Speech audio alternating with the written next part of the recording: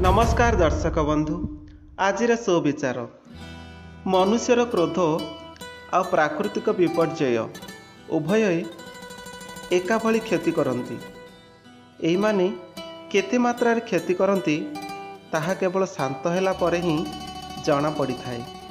क्रोधी लोक बहुत समय रे निज भूल पई अनुताप करे हेले सेते बेलकू सबु सरी जाय थाए। तेणु सर्वदा क्रोध को निज आयतरे रखंतु। जी ज्ञानी होइथाए ताको बुझे हेबो, जी अज्ञानी होइथाए ताको भी बुझे हेबो, किंतु जी अभिमानी ताको बुझेबा संभव नुही। ताको केवल समय ही बुझे दे थाए। शुभ सकाळ। आज दिनटी आपणक पई मंगलमय हेउ। जय जगन्नाथ।